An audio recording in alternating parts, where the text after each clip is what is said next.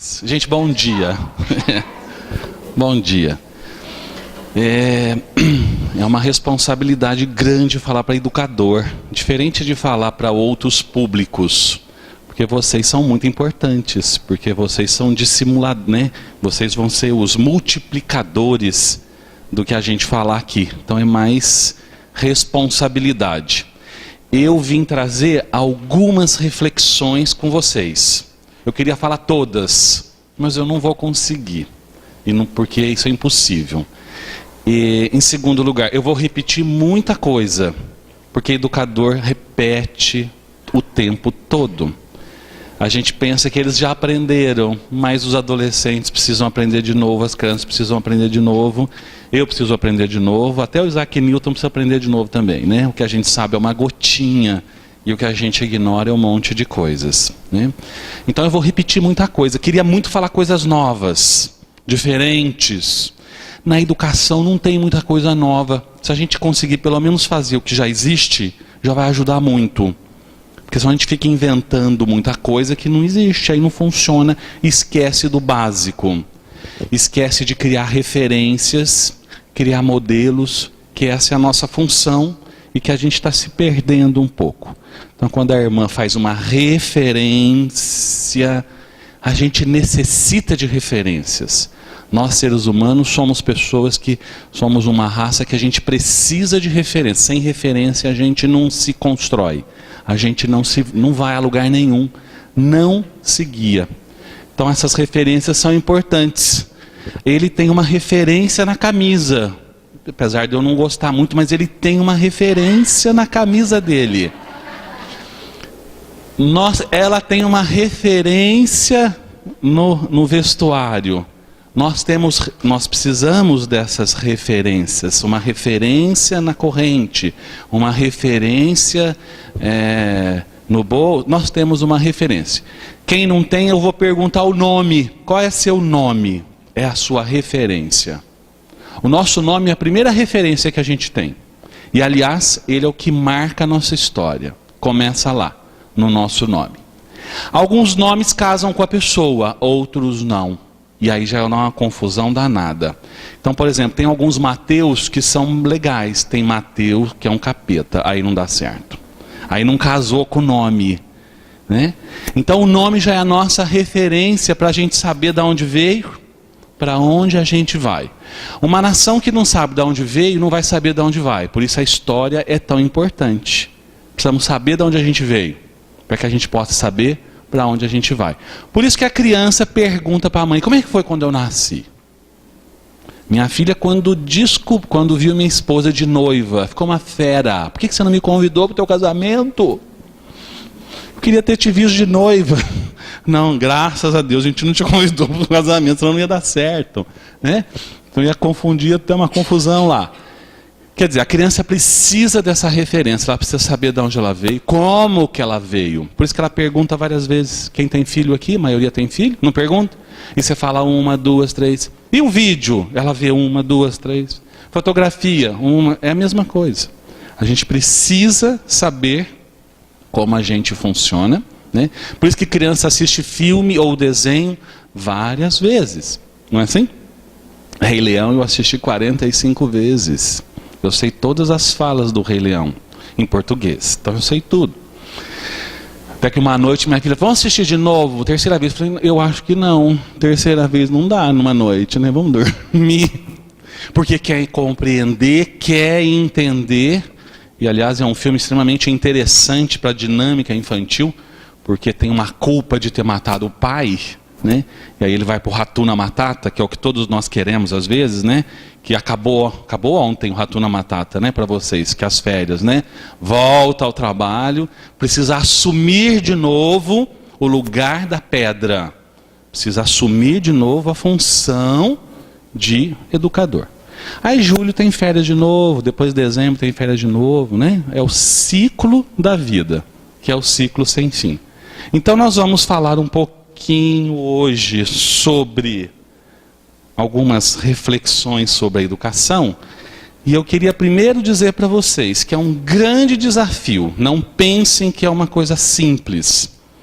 Educar é um grande desafio. 2 grandes desafios: educar e governar. Grandes desafios. Por quê? Porque precisa ter uma linha tão definida e tão ponderada. Porque se eu dou demais, eu estrago. Se eu dou de menos, eu estrago. Os prefeitos, governadores, presidente, as pessoas que governam quando sadias sofrem muito. Por quê?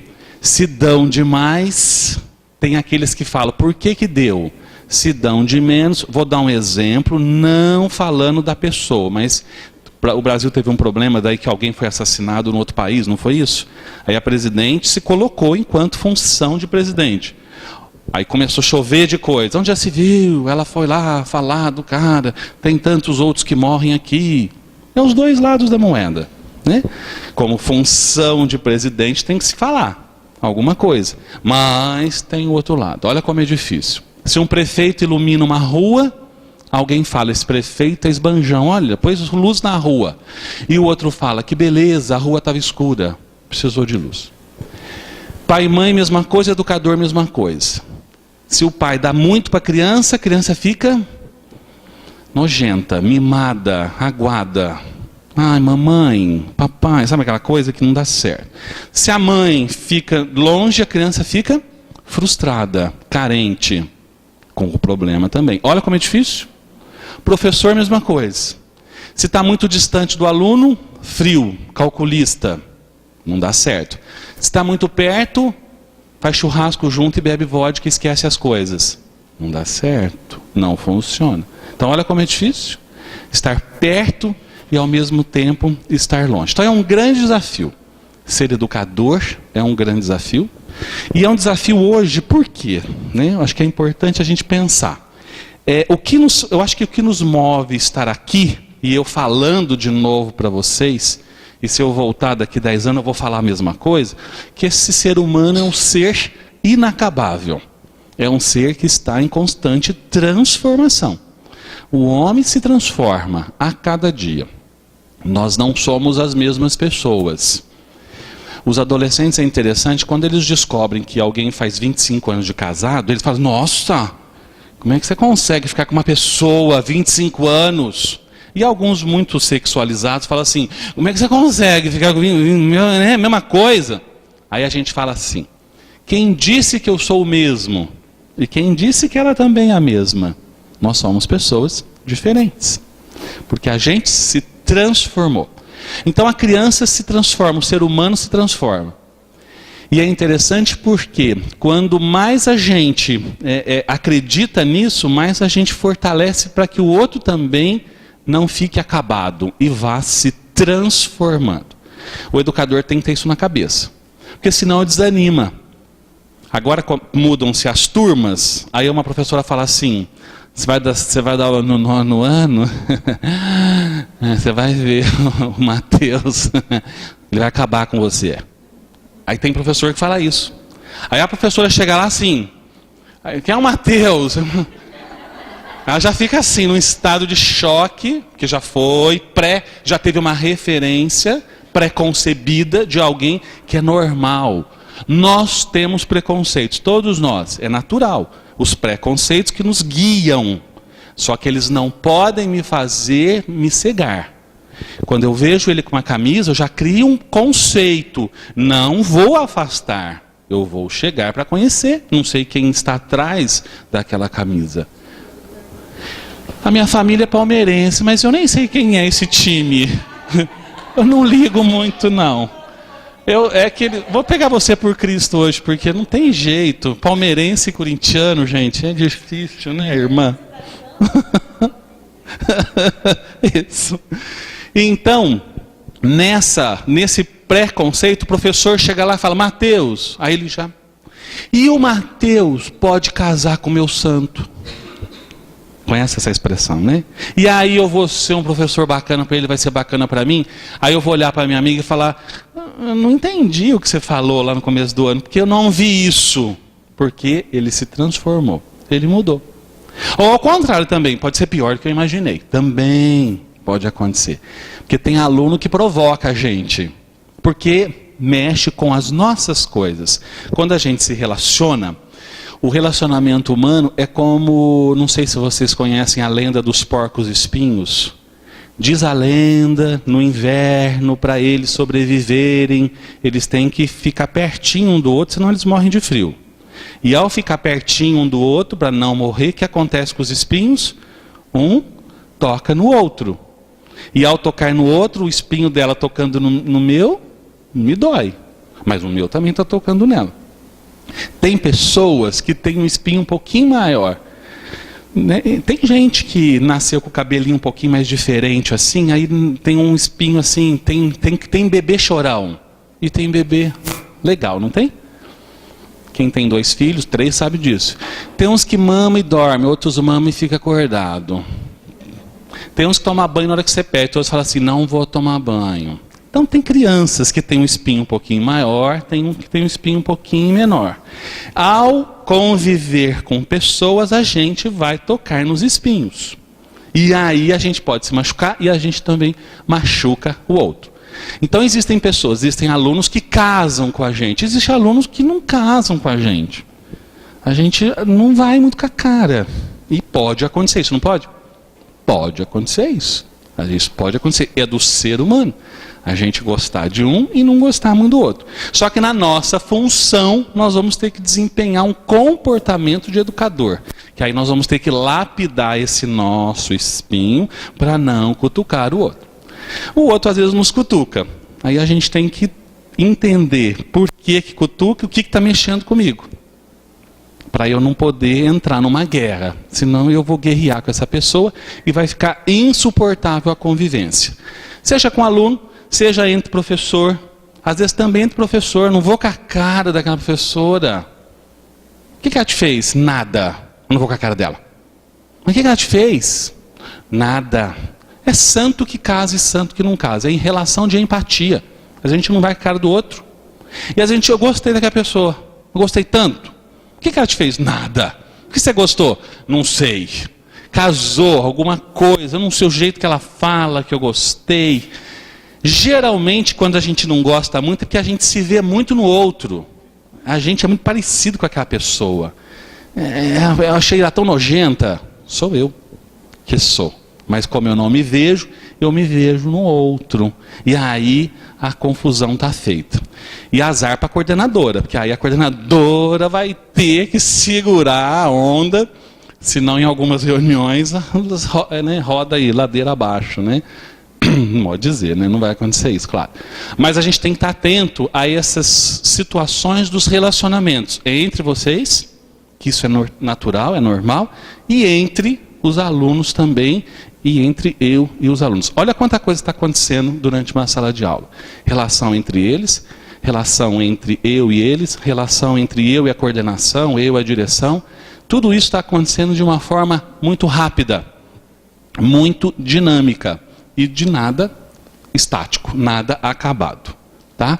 Então vocês sabem que educar vem do latim, que é instruir, criar, conduzir, tirar de dentro para fora, levar a pessoa para fora de si, mostrar o que existe além dela. Olha que desafio. Para a gente fazer isso com o outro, a gente tem que passar pela gente. Por isso que a função do educador é um pouquinho mais complicada do que do pedreiro, por exemplo. Porque o pedreiro pega o tijolo e põe em cima do outro e forma o muro. Não tem afetividade com o tijolo. Porque se vocês vissem um pedreiro falando com o tijolo, e aí, você está bem hoje? Está tudo tranquilo? Vou te pôr aqui em cima, ó, você vai ficar legal. Aí os pedreiros não estariam bem da cabeça. Nós temos a afetividade nesse meio, que é que constrói a educação. Segundo Paulo Freire, ela é importantíssima no processo de aprendizado.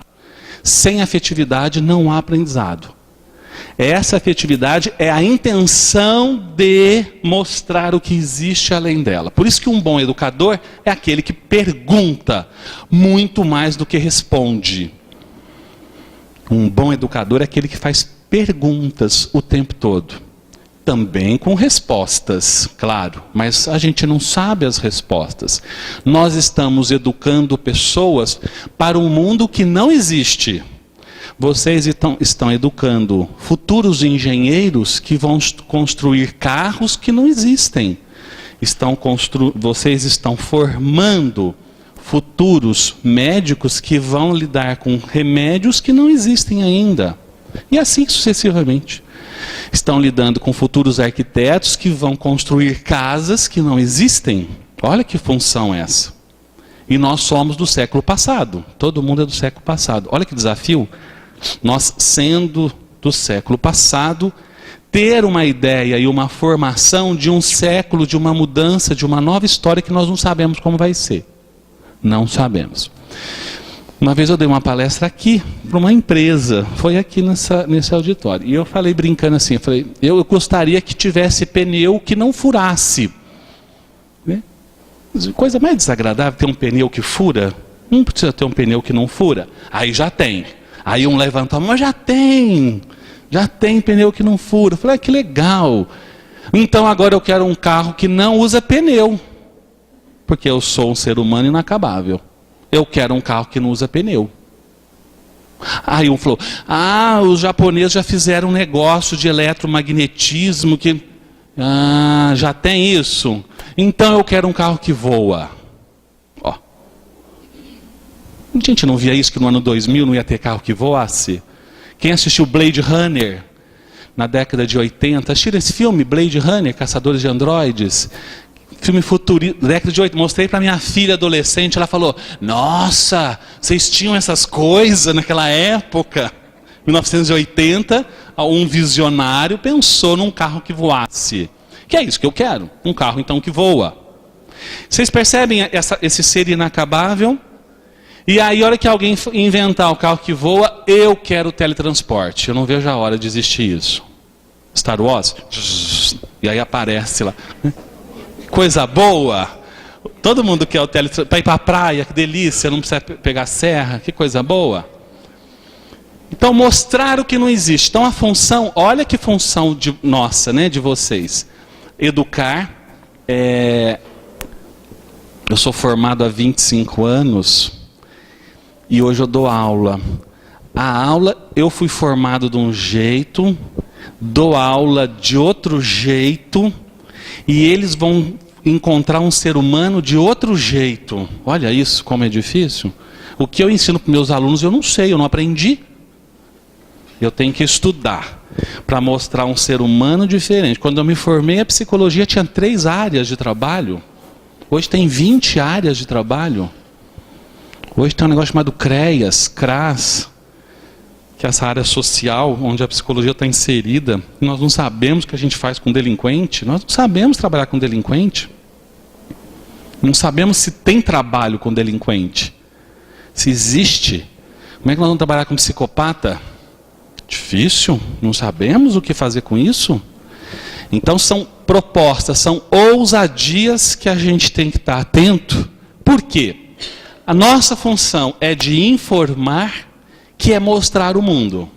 Então hoje, o que eu vejo que as crianças, os adolescentes, na primeira parte está muito bem. Eles têm essa informação a hora que eles querem, do jeito que eles querem, aonde eles estiverem. O que para nós era difícil, hoje está acessível. Né? Então o mundo está nas mãos deles. Inclusive a gente até paga alguns micos de vez em quando, porque a gente está falando, tem um ali mexendo, a gente fala, presta atenção. Ele fala assim, eu estou prestando, eu estou procurando na internet o que o senhor falou. Eu já paguei esse mico algumas vezes, então eu nem faço isso mais. Porque às vezes, né, estava dando aula uma vez falando de mandala, aí uma menina lá, estava lá mexendo, eu falei, ô Luana, presta atenção no que eu estou falando. Ela falou, não, aqui, é isso que o senhor está falando? Mostrou já a mandala na hora para mim. Então eles têm a informação, está lá. Agora, e a formação? Que esse é um papel da gente poder ajudar nessa referência, nessa estrutura, porque não adianta ter o Google. Aliás, o Google muitas vezes é um tormento na vida das pessoas, dos médicos principalmente. Os médicos estão perturbados com o Google. Porque o paciente, muitas vezes, nós chegamos lá e falamos assim, já procurei no Google, doutor, o que eu tenho é uma síndrome do metacarpo do terceiro. E o médico fica assim, Mas ele não teve tempo ainda de criar um diagnóstico, a gente já chega com o diagnóstico do Google. Quando é mental é pior. Que aí o paciente fala assim, eu tenho uma dissociação afetiva. Aí você olha para o paciente e fala, me explica melhor. Aí ele fala, não, eu trouxe escrito. Aí pega do Google. Então é um perigo. A informação está aí. Só que é perigoso. Senão a gente começa a ver manchinha, já pensa que a gente está com câncer na fase terminal. Né? Algumas pessoas assim, mais com um desequilíbrio maior, começam a ficar muito perturbadas. Então a informação está aí. Nós tínhamos a coleção da Barça. Barça, né? Lembra da Barça? Hoje, precisa ter Barça? Não. Eles falam assim, não, tá aí, a hora que eu quiser eu pego. Porque tá ali, né? Tá no iPhone, tá no iPad, tá no celular, tá no computador, tá em qualquer... Tem que saber usar. A história de seminário, ó. Eu tenho alunos que às vezes vão fazer seminário, né? Eles fazem um seminário que eu fico assim, nossa, maravilhoso. Tá. E eu fico olhando se eles sabem falar. E no final eu fico esperando de onde eles pegaram. Que eu sei que não foram eles que fizeram. Porque está muito bem feito. Não menosprezando, mas eu sei que eles não vão ter aquela capacidade. No final eu estou esperando, fico esperando. Aí eles falam, nós pegamos da... Não tem problema. Pegar a informação da fonte não tem problema. O problema é não saber falar o que está escrito lá. Que aí é a nossa formação que vai dar. Né? Como estar e ser para ver o mundo. Se a gente, né, potencializa essa criança, esse adolescente, para poder enxergar um mundo diferente, um mundo, né, com muitas possibilidades, aí vai saber usar bem essa informação. Né? Vamos contextualizar um pouquinho esse ser humano. E a gente vai dizer que o momento atual é um momento de crise. Eu acho que o ser humano vive em crise desde que começou a humanidade. Tá? Não é uma coisa agora, né? Agora nós estamos em crise. Não, crise, né, se a gente for um bom estudioso, né, é da história da humanidade. Na Idade Média teve a sua crise, na Revolução Industrial teve a sua crise, no começo do século teve a sua crise, e hoje nós temos uma crise também. Que crise é essa? Vamos pensar. Primeiro, uma crise familiar muito grande. Eu acho que por conta desse grande avanço, eu diria que antigamente, lá no século XII, XIII, as crises demoravam 100, 200, 300 anos. Né? A crise da subjetividade na Idade Média, quando começou a falar de subjetividade, demorou 400 anos. Né? Uma coisa bem, né, demorada. Né? Algumas crises, algumas mudanças demoravam 50 anos, 60, 100 anos. Hoje as mudanças ocorrem a cada 3 meses. 6 meses, por conta do avanço tecnológico que fez com que a família se distanciasse do relacionamento, né, por conta desse computador. Hoje é muito comum a gente ir num restaurante, leva os filhos, né, eles ficam... Né, eu rodo a baiana, né, meus filhos são normais, graças a Deus eles são normais, então eles também têm tecnologia. Mas agora é a hora do janta, né, é hora da gente conviver. Senão a gente passa mensagem, né? Passa mensagem. Eu fiz uma viagem em novembro, eu vi um casalzinho, eles deviam estar em lua de mel. Porque você vê quando está em lua de mel, né? São arrumadinhos, são bonitinhos assim. Deviam estar em lua de mel. Eles sentaram no restaurante, na beira da praia, mudos. Não deu para a gente não observar, porque eram tão bonitos os dois, mudos. Ele no celular e ela no celular. Aí eu falei para minha filha assim, você acha que eles estão mandando mensagem um para o outro? Aí ela olhou assustada, falou, não, impossível, né? Eu falei, eu acho que estão. Não falaram nada, o almoço inteiro. Chegou o prato, comeram, levantaram e foram embora. Olha que judiação, se tiver lua de mel, o que vai acontecer depois, nos 25 anos de casamento, que vai virar aquilo? Então, cuidado, né? A crise familiar é a crise da não relação, da não conversa. Isso cabe a nós também. Não dá para a gente ficar, discuti com meu marido ontem. Por que você discutiu? Eu não gostei de uma coisa que ele fez. Aí passa uma semana e eu pergunto, e aí, como é que foi? Estou sem conversar com ele. Uma semana sem conversar? Gente, e com exceção aqui dos homens, que eu vou falar agora, os homens não são normal da cabeça. Homem é complicado. Mulher pensa mais redonda, a gente pensa mais quadrado. Por isso que o que combinou está combinado. Homem é mais quadrado. A mulher é redonda por conta da questão uterina. Vocês têm outra forma. Por isso que mulher tem memória. O homem não tem memória. Por quê? Mulher sabe o dia que encontrou o marido pela primeira vez, que roupa que estava usando, aonde que ele estava. Não sabe? A gente não sabe nem que roupa pôs ontem. Fui num jantar com a minha esposa esse dia, eu falei assim, põe aquele vestido teu, ficou bonito, é bonito aquele vestido. Eu já fui com ele o ano passado. Eu não lembrava, eu nem lembrava, cara, dessas coisas, né? Então a crise familiar, essa conversa precisa existir, e entre homem e mulher já é muito difícil a convivência, entre homem e mulher, porque um pensa de um jeito, o outro pensa de outro jeito. E como é que vai conviver isso? Então nós estamos numa crise, e a crise da comunicação.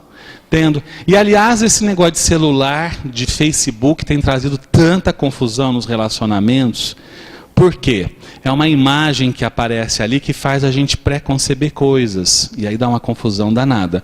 O que eu vejo de brigas de namorado, de casamento, por causa do tal Facebook, eu vi uma pesquisa, 66% dos divórcios americanos tem a ver com Facebook. É muito alto. Porque aí, de vez em quando, você tem o teu Facebook, aparece uma ex assim, oi. Aí você fala, nossa, não estou podendo, hein, a ex. Aí fala, oi. Um monte de pontinho assim. Aí a ex fala assim, nossa, você está bem. Oh, aí vira uma desgraça. Porque aí a mulher pega aquilo, ela acredita que já rolou coisa. Que a mulher é assim, ela acredita em coisas que muitas vezes não existem. Quando tiver uma festa, vou ensinar isso para vocês. Aparece aquela mulher maravilhosa. Mococa deve ter algumas maravilhosas. São José tem umas maravilhosas. Aparece na festa, você olha para o teu marido e ela está andando lá. Você olha para o seu marido, ela está andando. Quando vê, você fala assim, o que você está olhando para ela? E ele fala, ela quem? Isso é verdade, não é mentira. Aí ele olha, você chamou a atenção primeiro dela. Porque ele está olhando uma mulher, porque o homem é visual. Ele está olhando, de instinto, ele está olhando uma mulher, como qualquer outra mulher. Só que se você chama atenção e faz uma tromba enorme, e acabou a festa, porque aquela mulher maravilhosa entrou. E também quando entra um homem maravilhoso, mesma coisa. Desejo nós vamos ter a vida inteira. Faz parte do ser humano. O que é belo tem que ser olhado, tem que ser, né? Tem que ser elogiado. O que é bonito a gente olha e a gente deseja. O problema não é o desejo, o problema é o que a gente faz com ele. Aí as pessoas confundem o desejo. Entendeu? Desejo nós vamos ter. Eu posso ter. Aliás, eu tenho muitos. Principalmente com um carro novo, entro em todos. Eu vou na Chevrolet direto, sentar no Camaro, sento. Sento, vocês nunca foram? Quando no aeroporto, assim, tem aquela exposição de carro, eu entro, sento. Uma vez sentei num, era enorme, falava assim, nossa, tá me dando alergia esse couro. Aí a moça falava assim, tem versão sem couro. Ai, não sei, mas o banco tá me apertando as costas. 250 mil o carro. Aí a minha filhinha era pequenininha, falava assim, nossa pai, compra um carro desse. Ai filho, não sei, tá me dando uma dor de cabeça. Eu entro, sento, se tiver ainda conversível, eu aperto o botão. Imagina que eu quero... Não preciso ter.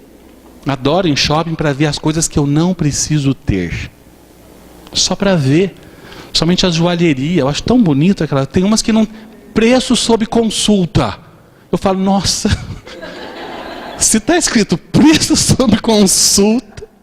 Uma vez entrei na Gaster. Vocês já fizeram isso? É legal, façam. Entrei na Gaster, eu queria dar um colar de pérolas para minha esposa. Fui na Gaster, Sentei e falei, eu queria ver um colar de pérolas. Vocês já fizeram isso? Os homens? É bacana, façam. Aí a moça falou assim, me acompanha, por favor. Aí eu fui naquele lugar, né? Aí sentei. Ela falou assim, vamos escolher as pérolas. Eu falei, por quê?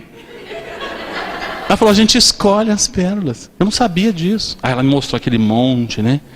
Ela falou assim, mas... Aí ela percebeu que eu era um tchão. Ela falou, olha, vou ensinar uma coisa para o senhor. O mais importante do colar de pérolas não são as pérolas. É o fecho. Vou mostrar os fechos.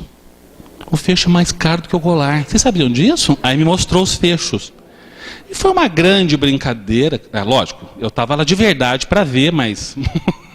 né? Agradeci a moça. O fecho era muito caro. O fecho é muito caro. Desejo nós sempre vamos ter. Mas só para terminar a história, depois eu comprei em São José mesmo um colar de uma volta só, mas sim, fechinho, bem simplesinho. E dei para minha esposa.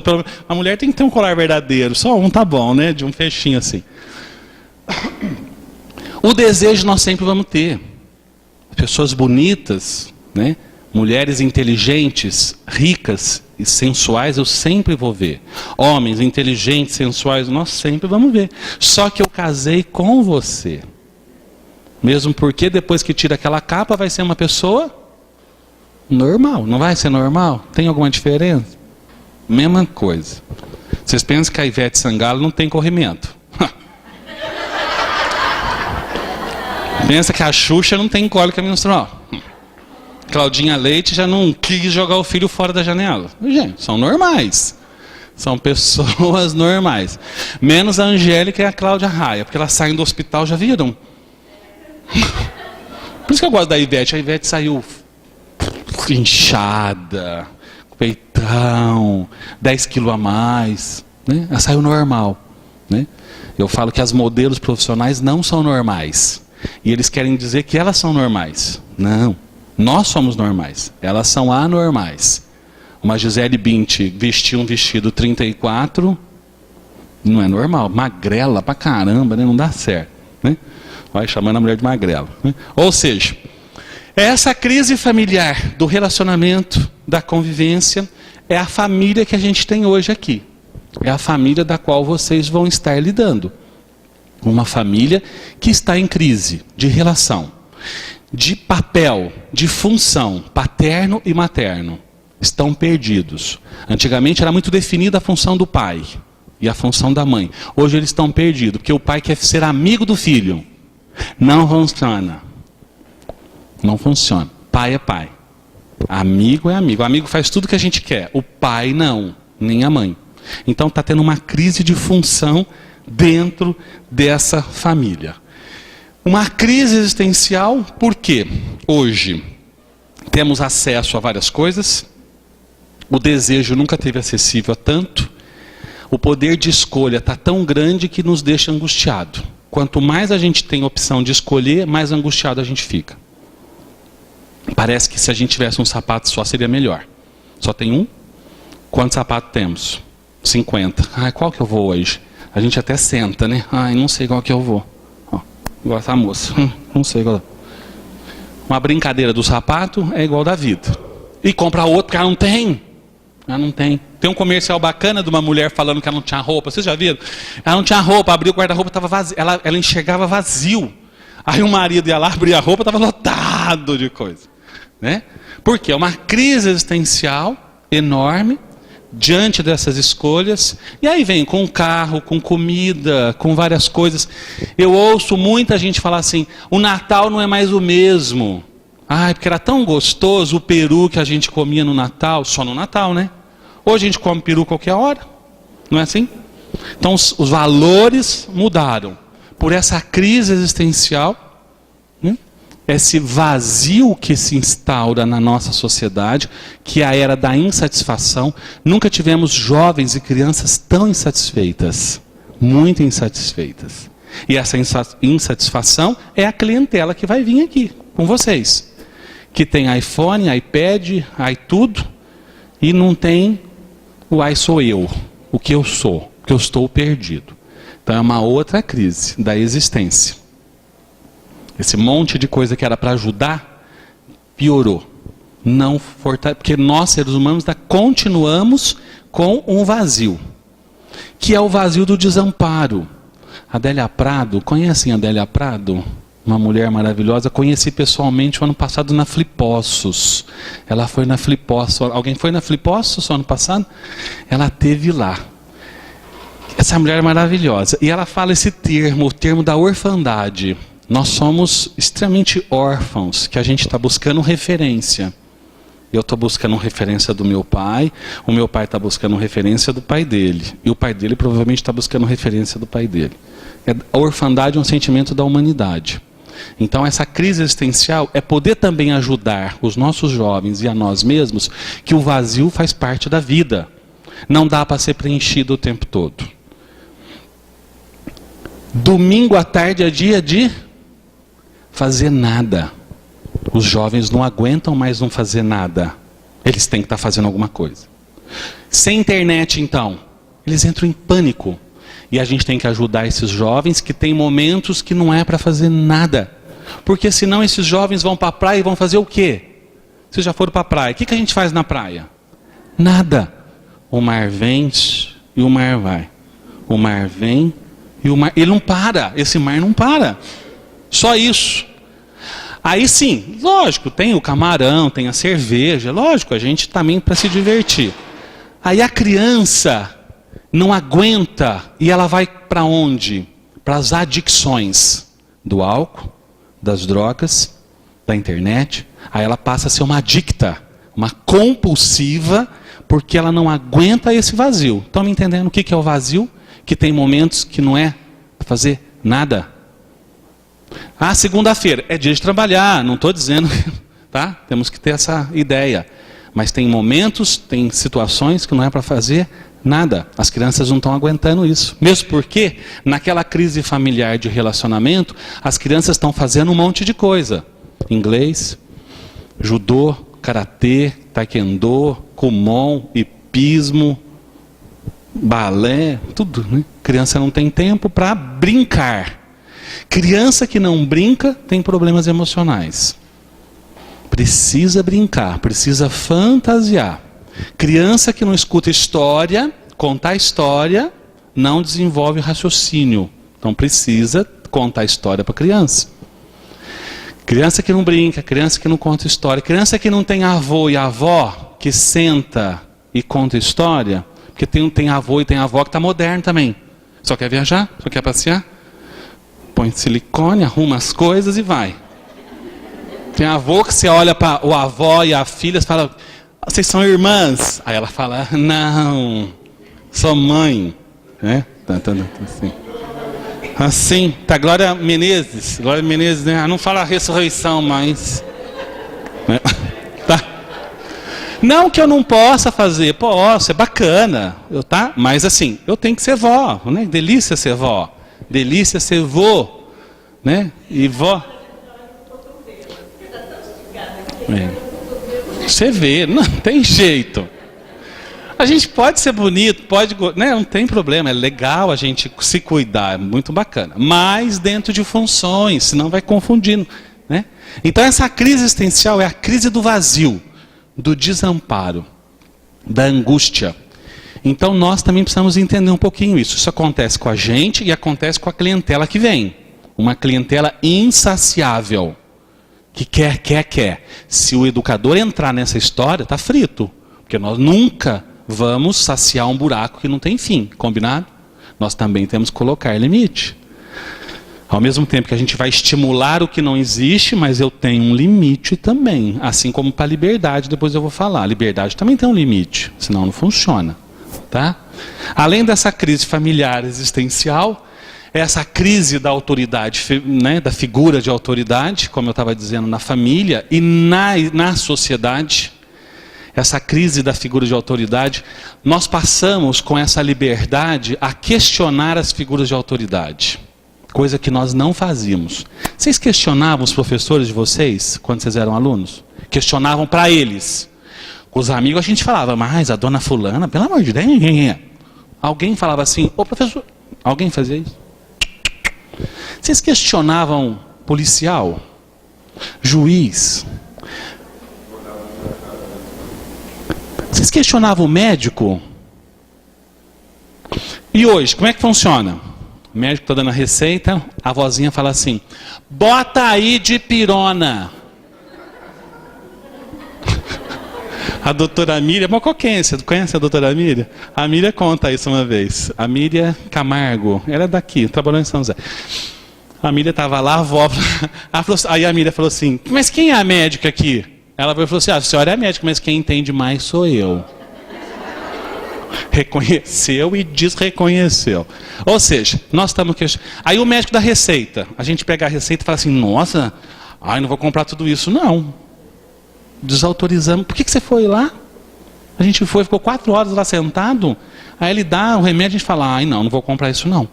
Deixa eu perguntar para o farmacêutico. Desautorizamos médicos. Policial vem e multa a gente. A gente chega e fala: escuta, o que você fez? Você me multou? Aí ele fala: o senhor estava, sei lá, com a roda em cima, não sei do que. Não, mas é só um pouquinho, já vou tirar. Mas quem desautoriza a função dele? O professor manda recado, chega em casa, o pai fala assim: essa tua professora é uma vaca mesmo, hein?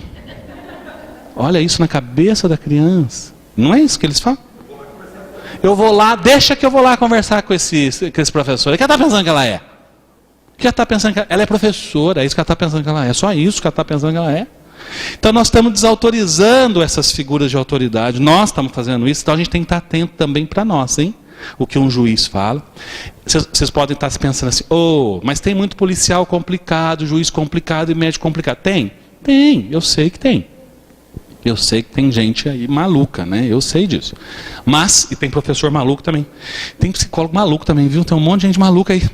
Tem um monte. Só que nós não podemos generalizar e descaracterizar toda a figura de autoridade. Se a pessoa é autoridade naquele assunto, o encanador entende de encanamento. Eu entendo da cabeça. Não podemos misturar as coisas. Então o pai tem que ter essa função e o professor tem que ter essa função. Por isso que o professor tem que ter muito claro qual é a função dele dentro da sala de aula. Ele tem que saber que ali quem manda é ele. Podemos conversar, discutir, mas aqui a última palavra é a minha. Entender? Tem que ter essa função. Em casa a mesma coisa. O pai a mesma coisa. Tem que ter claro essa função. Quando há confusão, perde-se a referência. Perde-se o norte. Perdendo o norte, a gente fica desorientado por conta da crise de valores. Nunca se viu tanto valores invertidos. É igual você vai pagar uma conta, você vai fazer uma conta, a pessoa fala assim: quantas vezes você quer fazer? Fala que quer pagar à vista. Aí ela olha para você assim, esquisito. À vista? Aí você fala: não, porque tem algum problema pagar à vista? Não, pode fazer em 4 vezes. Não, mas eu quero pagar à vista. Não, mudou as coisas. Né? As coisas estão mudando, os valores estão se transformando, né? O político, aquela história do Maluf, né? Rouba, mas faz. O prefeito está fazendo uma coisa, nada, está fazendo nada, nem roubando, tá? Olha que horror. As coisas mudaram. Ele não faz nada porque não tem dinheiro, mas nem roubando tá. A gente às vezes roubou, mas foi tão bom. Mas ele fazia.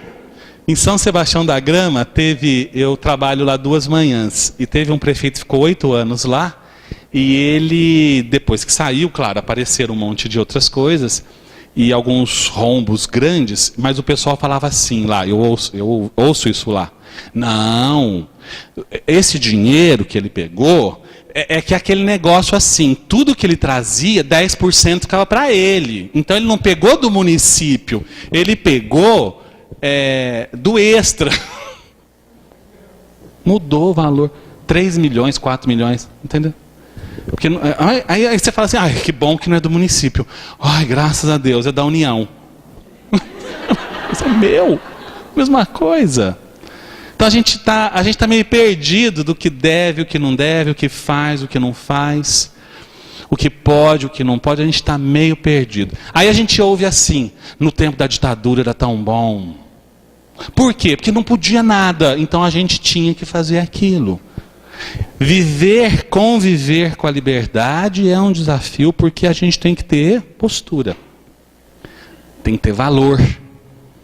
E ter valor é o quê? É ter, depois eu vou ter um slide, ter valor é ter vergonha na cara. Esse é um valor que perdeu. Lembra quando a gente fazia uma coisa errada, que a nossa cara ficava fervendo? Perdeu esse valor e precisa mostrar isso de novo para a criança. Ó, o que você fez é errado. Parece que a gente está desautorizado a dizer que alguém errou. Porque é feio dizer que alguém errou, parece que não pode. A gente não pode falar que alguém errou, porque é desagradável. E qual é a função do professor o tempo todo? Mostrar o teu erro. Meus alunos às vezes chegam para mim e falam assim, nossa, eles falam professor, né? Eu tenho vontade de bater nisso. Nossa, professor, você deu 5 para mim? Eu falo, não acredito. Pega a tua prova. Não acredito. Você tirou 5? Você não tem vergonha na tua cara? De você ter tirado 5? Não, mas o senhor podia ter me dado mais. Eu falei, eu queria ter te dado 10. Meu orgulho é te dar 10. Mas você tirou 5? Que coisa feia. Isso para aluno de 5º ano, hein, de faculdade. Não tô falando. Que é dele a prova, não é minha. Não fui eu que dei 5. Ah, a professora não me passou. Não, bem, não foi a professora que passou. Você que repetiu. É diferente. Você tem que assumir a sua responsabilidade, não sou eu. Eu apenas corrijo que essa é a minha função. Na escola pública, em alguns lugares de periferia, o professor que faz isso é apedrejado, o carro arriscado, o pneu furado. Olha a crise de valores. A função dele lá é colocar normas, colocar regras, e ele é quase morto. Mococa eu acho que não, mas mais assim em algumas cidades, né? Ouço isso, né? Não sei se aqui, mas algumas cidades assim mais violentas, né? Belo Horizonte, São Paulo, Rio de Janeiro, os professores são ameaçados de morte. Por quê? Está ensinando valores. Olha como as crises, né? As coisas mudaram e se transformaram, né? Por quê? Porque hoje é isso. Tudo pode. Hoje a gente pode tudo. Mas eu não sei se deve. Esse é o ponto principal. Hoje tudo pode. Qualquer pessoa pode viajar, qualquer pessoa pode comprar um carro novo, qualquer pessoa pode casar, qualquer pessoa... Eu tenho visto aí uns chás de fralda, como é que chama? Chá de fralda, né? Chá de bebê. É uma festa de 15 anos. Festa de 15 anos virou festa de casamento. Festa de casamento virou evento internacional. 3 bandas. Viagens internacionais. É um negócio, um comércio. Tudo pode. Eu posso tudo. Mas será que eu devo? Esse é o ponto importante. Essa crise de valores que a gente tem que estar atento com o nosso aluninho. Porque muitas vezes vocês têm alunos aqui de uma classe econômica talvez alta. Seria isso? Classe média alta? É isso? Muitos filhos únicos, tudo para ele, tudo pode. Os pais perdidos na crise familiar, então incentivam e deixam, não limitam. E aí quem vai pôr o limite? São vocês. Vocês precisam pôr esse limite. Colocar limite tem 2 maneiras. Isso também é importante. Eu posso colocar limite de forma autoritária e de forma de autoridade. Vou dar um exemplo para vocês. Eu posso falar assim para vocês. Saiam daqui agora todos, acabou a hora. Isso é autoritário. Ou eu posso dizer, gente, acabou nosso horário, vocês podem sair. Entenderam? É a mesma coisa. A situação é a mesma, dita de forma diferente. Então tudo pode, mas o que será que eu devo? E aí a gente começa a ver, no tudo pode, o que vai acontecer nas escolas? O que está acontecendo, né? Uma violência, não estamos sabendo lidar com o que é diferente, isso acontece, sempre aconteceu, bullying sempre aconteceu, não é novo, viu gente? Ah, está se falando, não é nada novo. Quem sofreu bullying aqui na escola? Todo mundo. Um porque era gordo, porque era careca, tinha orelhão, outro que tinha pezão, outro tinha dentão, outro porque tinha bundão, um monte de coisa. Sempre teve. Só que agora está mais requintado. Está mais requintado. Agora tem nome. E os pais, por estarem perdidos na sua função, se desmancham. E vem aqui falar com a coordenadora. Tem aquelas mães que falam, meu filho... Calma, vamos sentar. O que está acontecendo com a senhora? Senão, passaram a mão na bunda do meu filho. Então me conta como é que é. Calma, porque você já passou a mão, né? Vida inteira. Não é isso que vai causar o negócio. É outra coisa. Então calma, tranquilo, porque os pais estão perdidos lá. E vem aqui falar na cabeça, né? Então, lidar com o diferente, eu vou contar uma história que aconteceu em Grama, que eu fiquei assustado. O ano passado, em agosto, segunda semana de aula, chegou uma menina do Nordeste, na escola pública. 2 semanas de aula, a menina foi espancada por 3 meninas. Sangue, arrancou pedaço. Chamaram as 3 meninas, sentadas. A diretora falou assim, por que vocês fizeram isso? Aí ela falou assim, uma delas falou assim, ela fala diferente. Porque a menina falava diferente, foi espancada na escola. Então isso está aqui. Na escola particular eu vejo que essa agressividade é um pouco menor. Não ouço tanto, não vejo tanto. Mas na escola pública, né? Então a gente tem que estar atento com essa violência. Não dá para a gente admitir essa violência. Violência não se admite. Porque violência é primitivo, é coisa de animal irracional. Não dá para admitir. E tem que ser muito claro, tem que ser colocado isso muito claro. Tá? O diferente nos incomoda. O diferente faz a gente, né, repensar a nossa história, a nossa vida. Por isso que a gente incomoda tanto. Entre os adolescentes sempre vai ter o que é diferente, sempre vai ter o que vai ter que chamar atenção. A gente sempre vai ter que trazer esse tema e discutir isso em sala de aula, com os alunos, e o que está rolando. Principalmente pela internet. Às vezes rolam umas coisas na internet. Aconteceu uma coisa super desagradável. Um dos alunos lá da classe da minha filha pegou uma foto na internet e a menina era uma foto de uma pessoa com uma bunda enorme e um rosto parecido com uma colega. E ele brincou, olha a fulaninha aí. Vixe, complicado. Não era a menina, mas parecia. Então, ficou um negócio desagradável. Até se ensinar e mostrar que focinho de porco não é tomado, o bicho já tinha tomado uma grande proporção. Aqui tem uma história do pessoal tirar foto pelada e pôr na internet. Tem isso aqui em Mococa? Tomar cuidado, conversar com um adolescente. Eu uma vez conversei com uma adolescente que tinha feito isso, de 13 anos. O que aconteceu? Falou, não sei, eu estava lá, tirei uma foto e pôs na internet. É uma inocência. É que eu queria que a fulana visse. Só fulana. Aí lá, rodou e está num celular de 50 mil meninos em São José do Rio Pardo. Quer dizer, é uma inocência que não sabe o poder que é esse negócio chamado internet, né? Então, o que é a escola? É esse lugar, esse espaço para aprender a lidar com a diferença.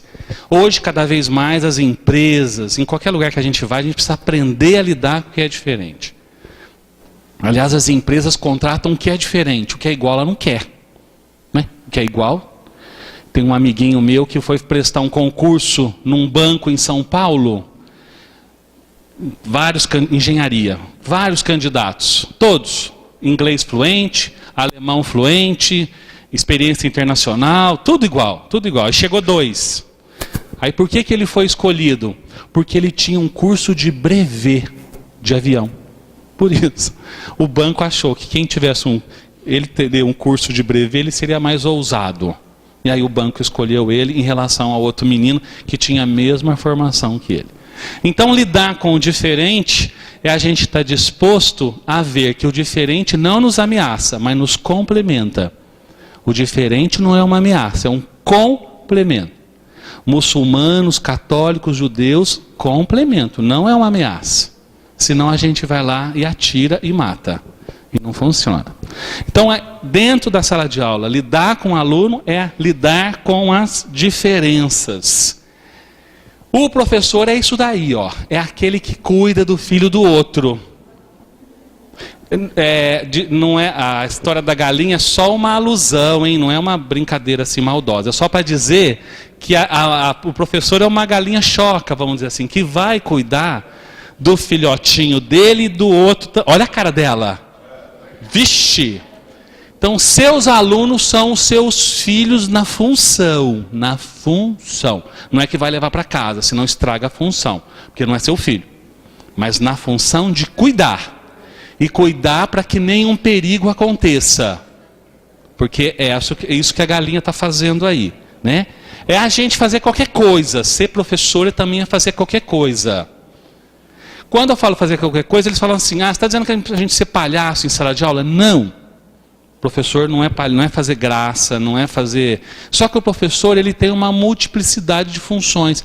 Ele tem que ser meio palhaço, marabalista, ele tem que ser meio mágico, ele tem que ser ilusionista, tem que ser um psicólogo, assistente social, médico, né? Se a criança está com medo, chama a coordenadora, traz aquele remedinho que você sempre dá, que é a aguinha, não sei com o que, resolveu bem. A gente faz isso e resolve muitas vezes, porque é medo. Medo é um negócio que a gente tem, que a gente não sabe por que tem, mas a gente tem. E às vezes uma aguinha assim, milagrosa. A minha filha, quando eu tinha uma pedra no meu consultório, e eu falava para ela que era a pedra mágica, que eu passava assim, curava. E ela me olhava assim, aí eu passava, como é que você está? Tá melhor. Aí depois ela descobriu que a pedra era uma pedra, né? Aí ficou louca comigo, queria me matar. Mas é importante, professor, educador é esse ser mágico, né? E que a fé, em alguma situação, né, ajuda muito. Tanto é que a medicina se rende à fé porque ela não dá conta. Ela vai até um ponto, depois é o campo da fé. Então fazer qualquer coisa é a gente ter essa habilidade em lidar. Por quê? Receita não existe. Como é que eu vou lidar com aquele aluninho? Não sei, não existe uma receita. Sabe por quê? O Piaget, o Vygotsky, o Paulo Freire, essa galera toda, eles são de uma época que não tinha iPad, não tinha iPhone, não tinha nada disso. Eles não sabem. Imagina o Piaget com iPad. Ia pirar, né? Ia criar. Mas eles são de uma outra época. Então agora nós temos os conceitos deles que vão nos ajudar a educar, mas numa outra situação, numa outra época. Então lidar com a diferença é saber que nós somos iguais, porém não somos iguais. Somos iguais no ser humano, na mesma dor, né? O ser humano é igual na dor, no sofrimento e no amor, somos iguais. O Zeca Camargo, quando fez, ele conheceu acho que 140 países, ele tem até um livro dizendo da experiência dele, e ele fala isso no livro, o ser humano é igual, nos 140 países que ele passou, né, é igual em todos, na onde? No sentimento, no amor e na dor. Então nós somos iguais, não temos diferença de situação. Competência profissional. Basicamente, o que eu vim falar aqui para vocês hoje é o primeiro item, postura. O profissional da educação tem que ter postura. A conduta, o exemplo. O que fica para o educador, o educando, foi a nossa postura, foi o nosso exemplo. Vou perguntar para vocês. Lembra quando vocês estavam na 5ª, 6ª, 8ª série, primeiro colegial? Lembra da professora de geografia? Vocês lembram do que ela ensinava ou lembram dela? Dela. O que ela ensinava? Eu não lembro. Mas dela? Eu lembro da Dona Maria. Ó, a gente até faz assim. Vocês entenderam o que fica? A postura. O que fica é o exemplo. E do Sozé? Esse eu lembro, é aquele que dormia na sala de aula. E do João? Aquele que é bêbado na sala de aula. Porque a gente tinha professor que é bêbado, não tinha? Tinha. Eu tinha um professor na faculdade, nossa, quanto mais bêbado eu lia, melhor era a aula. Era um antropólogo muito bom. Mas olha, ficou porque ele tinha um bom conhecimento, mas ele ia meio bêbado assim. Ele dava uma aula boa pra caramba, mas ele ia bêbado. Então, a postura, o exemplo que vai ajudar. Essa busca incessante do conhecimento. O que é isso? É dizer que eu não sei, que eu quero saber aonde eu encontro, como é que funciona, onde é que você viu isso. Isso a gente vai aguçando e ajudando o aluno. Por quê? O educador tem essas duplas funções. Ele é modelo de identificação e de assimilação. O que é assimilar? É colocar de dentro para fora. Assimilou. Quando eu começo a conviver muito com um corintiano, eu assimilo o gosto dele. Vamos supor que eu não gosto de time nenhum. Eu começo a assimilar o gosto dele. Depois eu até brigo com alguém por causa do time. Eu assimilei o gosto dele. Porque eu me identifico com ele. Eu tenho um amigo, por exemplo, que adora o Luan. Eu não gosto do Luan Santana, mas ela adora. E eu passei a gostar do Luan Santana. Entenderam? Porque eu me identifico com o meu amigo. Não é o Luan Santana. Aí eu brigo até se alguém falar mal do Luan Santana. Por conta de uma identificação. Isso é bacana porque a gente tem que tomar alguns cuidados. Porque nos relacionamentos humanos, pelas identificações, às vezes a gente compra a briga com outras pessoas. Então eu gosto muito da mãe da Carol, gosto muito, que a senhora chama? Marta. Adoro a Dona Marta. E a Dona Marta não vai muito com a cara da Cláudia. Aí eu chego para você que chama Tânia e fala assim, ai Tânia, eu não vou com a cara da Cláudia. Mas fala assim, mas por quê? Ah, não sei. É porque eu gosto da Dona Marta. Por identificação, eu não vou com a cara dela. Olha isso que a gente faz. Chama de identificação, porque a gente faz isso direto. O aluno, ele se identifica com a gente. Agora, ele vai se identificar com todos os professores? Não, ele vai se identificar com alguns. Ele vai assimilar tudo? Não, com alguns também. Então, de 7 ou 8 professores, vai ter aqueles. Por isso que paraninfo, de vez em quando, é um só, né? Não dá para... Se eles escolhessem os 8 paraninfos, a classe está com crise de identidade. Não vai dar certo. Ela tem que escolher um. E dos 30 alunos, né, a maioria vence. Ah, mas não é que ela não gosta dos outros. Não, ela tem que escolher um. Que, aliás, é o limite. Precisa, senão vai ter... É igual casamento. Vocês já viram casamento que tem 15 casais de um lado e 15 de padrinho? Nossa, vai entrando aquele monte de padrinhos. Fala, nossa, dificuldade de... Essa pessoa teve uma dificuldade, está numa crise, aí não soube escolher, né? Porque tem que saber escolher. Por quê?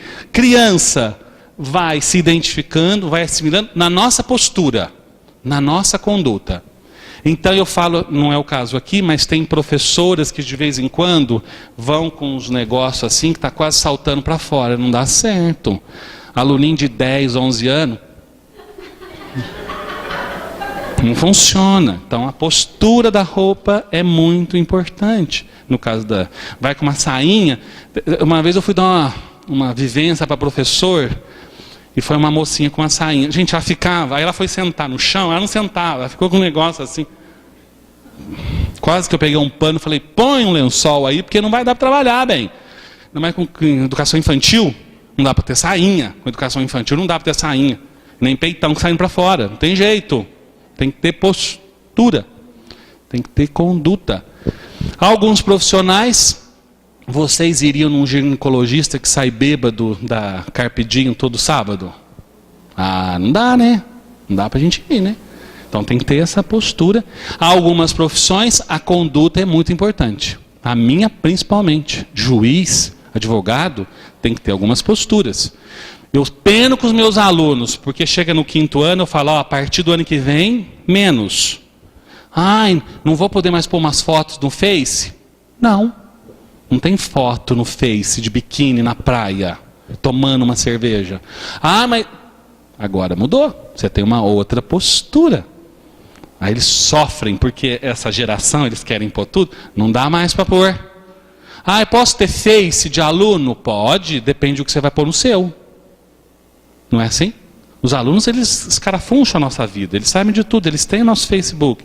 Então, você tem que tomar alguns cuidados do que você vai pôr no seu.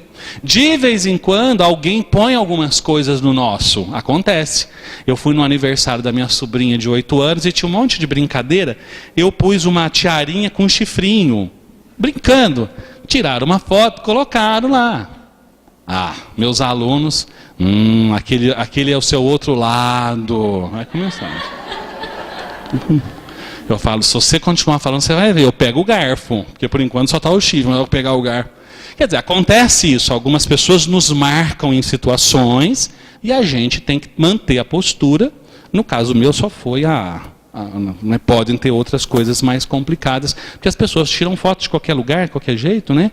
E fica exposto lá no Facebook. E o professor é aquele que vai dar esse feedback, que vai orientar o tempo todo. Porque nessas novas tecnologias, eu acho que formar opinião, uma coisa que eu vejo, os alunos estão tão informados, mas não tão formados. De vez em quando precisa pegar um pedacinho de filme, de comercial, e ajudar eles a desenvolverem raciocínio. Eles não têm raciocínio crítico mais. Eles não sabem o que estão vendo. Eu assisti um filminho aí com os adolescentes esses dias, O Guardador de Memórias. O filme é maravilhoso e o livro também. Eu assisti. Aí terminou o filme, a gente foi comer pipoca, eu provoquei. Eu falei, nossa, que interessante, pererê, pererê. Eles olharam para mim, não tinham pensado, porque eles ficaram no romance. O adolescente fica no romance. Tem que fazer outros comentários, intervenções de comerciais. Esses dias eu pus o grande discurso o último discurso do grande ditador, do Chaplin, de 1945, para minha filha assistir. Ela falou, nossa, super atual. Um discurso, conhecem? O último, é o grande ditador, né? É o último discurso que ele faz. Pensei assim com ela, se eu pegar esse discurso e for ler numa escola, eles vão achar que fui eu que escrevi, que foi escrito hoje. Porque é super atual. Então a gente precisa ajudar de vez em quando a ter essa formação. E ali eu pus um exemplo que eu acho muito... Vocês conhecem a TED? Já ouviram falar a TED é uma ONG internacional de tecnologia, entretenimento e diversão, se não me engano, acho que desenvolve isso. Teve no Brasil em outubro do ano passado, no Rio de Janeiro, mas era $6.000 para a gente entrar, eu não fui, porque eu não sou corintiano, então não deu para eu ir. Mas tem na internet uns vídeos muito bacanas, quem não conhece, coloca lá, tem vídeos de meio ambiente, de motivação, novas tecnologias, de educação, é muito legal. Então esses 15 minutos, né, os vídeos... Então são recursos que a gente precisa usar, mas precisa discutir. Eles não sabem discutir. Isso ajuda na redação, passar no vestibular, né? 2 redações na Unicamp, a redação do Enem que vale ponto pra caramba. Isso vai ajudando a criar conceitos e a formar pessoas, que é o mais importante, tá? Limitar não tolhindo a criatividade. Esse é o ponto importante. Quando a gente limita, não é para tolir. Quando a gente corta uma árvore, quando a gente poda uma árvore, a gente poda para quê? Para ela crescer melhor. Mulher corta ponta de cabelo para quê? Diz que é para crescer mais. Para crescer mais forte. Para gastar dinheiro, isso a gente acha, né? Coitada das mulheres, elas ficam 5 horas lá no cabeleireiro queimando a cabeça, aquilo estica daqui, estica dali, enrola dali. Aí chega em casa, ela fica assim animada, aí ela chega, aí o marido chega bufando, ela fala, você viu alguma coisa? Aí ele fala, o que aconteceu? Estourou o botijão de gás, o que aconteceu? Ela fala, não, você viu alguma coisa? Aí ele olha e fala assim, ixi, já foi gastar dinheiro no cabeleireiro? Brocha a mulher, coitada, né? Aí chega 11 horas da noite, ele fala assim, e aí? Aí ela vai, porque ela tem memória, aí ela vai no outro quarto dormir chorando. Ele fala, o que aconteceu? Porque ele é mula, né? O que aconteceu? Você não lembra do que você falou? Aí ele fala, que dia? Entendeu? É homem assim, não esqueçam disso, é tudo cabeça meio complicado. Então não tolir a criatividade. Por isso o limite é importante. Por quê? O limite potencializa. Olha essa frase de uma psicanalista, Maria Rita Kell, muito bacana. A função da lei não é tornar o sujeito conformado, e sim potente, embora barrado. Potente, por que barrado? Vou explicar. Conhecem a Maria Rita Kell? Está sempre no café filosófico da CPFL, lá da TV Cultura. Uma pessoa brilhante. Foi uma das criadoras do Partido dos Trabalhadores na década de 70. Hoje não é mais, porque ela é uma pessoa inteligente, mas foi uma pessoa muito bacana. Uma pessoa que eu acredito muito. Essa mulher é boa. Tem um livro maravilhoso chamado O Tempo e o Cão. Quem quiser ler esse livro dela, é maravilhoso. Ganhou o prêmio Jabuti em 1996, 2006. Sujeito conformado e sim potente, porque barrado. Vou dar um exemplo lá. Freudianamente falando, o conceito de complexo de Édipo por volta dos 4 a 6 anos, onde o menino, hipoteticamente, se apaixona pela mãe, e vem o pai e fala, essa mulher é minha. Ele fica mal e fala assim para o pai, então tá bom, quando eu crescer, você vai ver, eu vou arrumar uma melhor que a sua. Entenderam o que é potente? É mais ou menos assim. A menina se apaixona por pai, a mãe chega e fala assim, ô bem, peraí, esse homem é meu, você se vira com o teu. Ela fala, você vai ver, quando eu crescer, vou arrumar um melhor que o teu. Entenderam o que é potente? Se não tem essa interdição, segundo Freud, lá no complexo de Édipo, se não tem essa interdição, esse barrado, você não se torna potente. Então, limitar. Quantos aqui de vocês lembram quando um professor deu uma nota baixa porque vocês mereceram? A gente lembra. E a gente fica assim, ó. Você me paga na próxima prova. Se eu tirar menos que 10, você vai engolir essa... A gente faz isso. Ela nunca mais esqueceu. Quantos anos faz isso? Tá.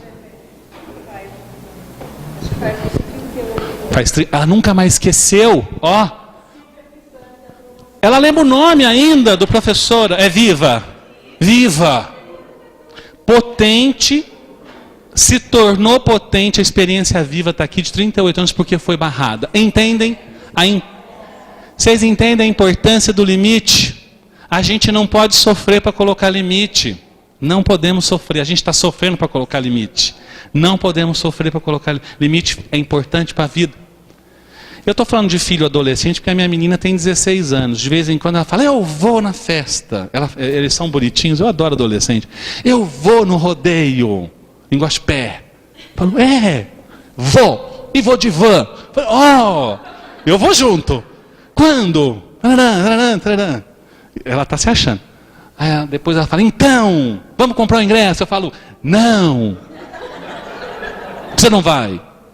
Aí chora, aí fala, aí faz drama. Eles fazem drama, é tão bonito, eles drama.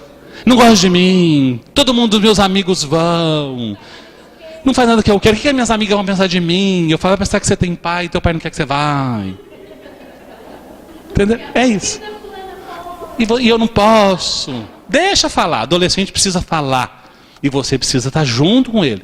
Entrar no drama. Não é que ele deixou de gostar de você. Ele precisa saber o que você acredita. E você vai pôr esse limite. E depois ela vai falar assim, obrigado por você não ter deixado. Foi uma desgraça a festa. Entendeu? Eu estou falando quando tem 15 anos, não dá para fazer isso. Agora tem 20, é diferente, num adolescente de 20. Uma vez eu falei isso numa palestra, uma mãe falou assim, o meu filho quando demora para chegar em casa, eu nem durmo. Eu falei, porque ele sai muito, pererê. Eu falei, nossa. Aí veio uma luz na minha cabeça, eu falei, seu filho tem quantos anos? 32. Eu tive que segurar a minha postura, respirei e falei, eu ia falar besteira, mas eu falei, olha, seu filho precisa se desenvolver mais. Entenderam? Tem diferença de 15 para 32. Porque está difícil. Não, eu não dou conta, eu não faço milagres, daí não dou conta. Potente porque barrado. Barrado é necessário. Nós precisamos barrar. Precisamos colocar limite. Não tenho medo de colocar limite, seja em filho, seja em aluno. Precisa. Esses dias, a minha filha estuda numa escola particular em São José. Chegou um dia, ela chegou atrasada, 10 minutos. Sabe o que a diretora fez? Pôs ela sentada lá fora. Ela entrou em choque. Ficou em choque. É minha amiga, a diretora, claro. Adorei o que ela fez. A diretora. Porque a função do diretor, 15 minutos atrasado, está pensando que aqui é a casa de Maria Joana? Que é isso? Se ela for uma médica, ela pode chegar 15 minutos atrasada na cirurgia? Não pode chegar 15 minutos atrasada. 2 minutos no vestibular, ela não entra. Vocês entendem? Isso vai ficar gravado. A dona fulana não deixou eu entrar. Ela tem um olhão verde, aquilo ficou desse tamanho, tudo vermelho em volta, que ia chorar. Falei, nossa, que legal. Próxima vez tem que acordar mais cedo. É isso. Temos que barrar para ficar potente. Se não barrarmos, fica sem limite, fica sem vergonha na cara. Precisamos voltar isso de novo. Precisamos voltar. Mário Sérgio Cortella, conhecem esse homem? Lá na Flipostos ele teve uma palestra sobre isso. Ética e vergonha na cara. Fui lá, gostei desse homem. Parece que ele vai vir em Mococa, né? Em agosto. Agosto ele vai vir aqui, não sei se com esse tema, mas já vou dando uma prévia. Ele fala disso.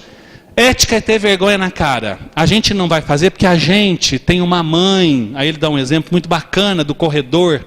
Ele dá um exemplo no livro dele, Ética e Vergonha na Cara. A primeira parte do livro ele vai dizer isso. Estava tendo uma corrida na Espanha, uma corrida, uma maratona, E estava na frente, adivinha quem? Os quenianos, claro, né? Estava lá na frente um queniano e em segundo lugar um espanhol. E o queniano, chegando perto da linha de chegada, ele se distraiu e parou. E o espanhol atrás. O espanhol começou a gritar para ele ir. Ele não entendia o que estava acontecendo. Aí o espanhol pegou pelas costas e foi empurrando para ele ganhar. A imprensa veio em cima do espanhol. Escuta, você é burro. Por que você não passou na frente dele? E aí ele fala assim: com que cara eu chegaria lá em casa para minha mãe sabendo que eu ganhei em segundo e tinha passado ele porque ele se perdeu? Eu teria vergonha na minha cara. Isso é ética, porque ele não ia ganhar. Quem ia ganhar era o outro. Claro.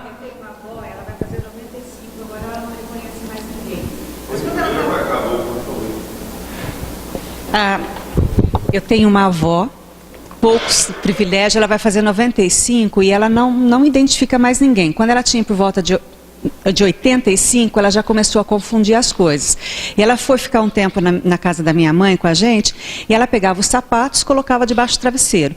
Vovó, por que a senhora fez isso? Porque os meninos estão vindo aqui e estão pegando. Escondi o sapato. Aí eu peguei o sapato, coloquei em cima e coloquei um chinelinho.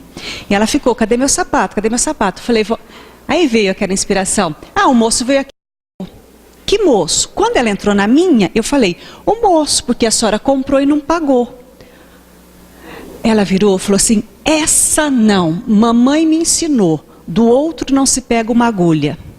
Não reconhecia a gente, mas mamãe me ensinou, do outro não se pega uma agulha, sabe? Gente, precisamos voltar a isso de novo, vergonha na cara. Sabe aquela coisa que cresce assim, que a gente fica vermelho? Criança não tem mais isso e precisa ter. Ele dá o exemplo na palestra que ele estava num restaurante e tinha uma criança correndo, e correndo, e correndo. Diz ele que levantou e falou: quem é a mãe dessa criança? Aí uma lá, sou eu. Aí ele falou: senhora, por favor, dê conta do seu filho. Mas quem é que pode com ele? A senhora. A senhora é mãe dele, não sou eu. Mas a gente está aqui, né? Não devia ter vindo. Aqui não é lugar para isso. Está atrapalhando todo mundo.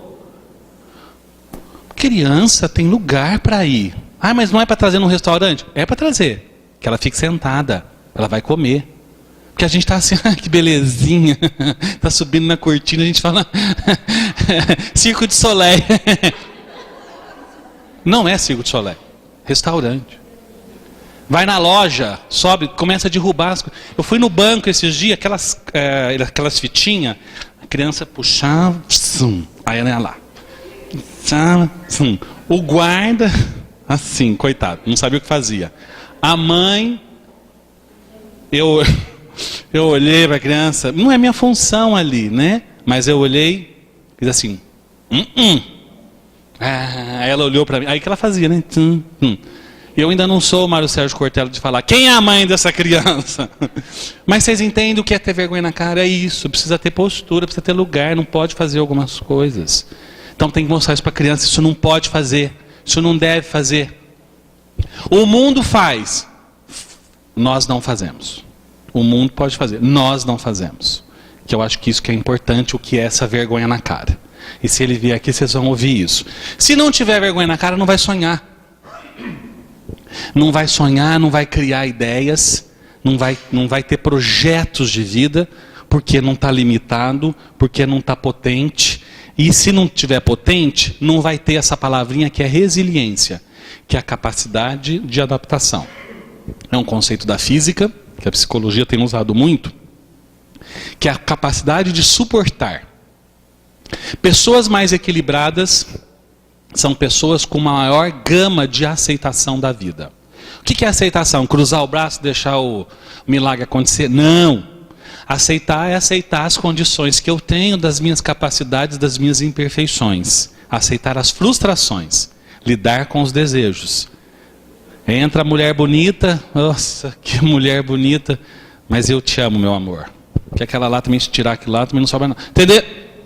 Aceitar a frustração, aceitar as dificuldades da vida, traz uma qualidade de vida e um equilíbrio maior que vai fazer a gente se superar o tempo todo, que vai dar vontade, determinação.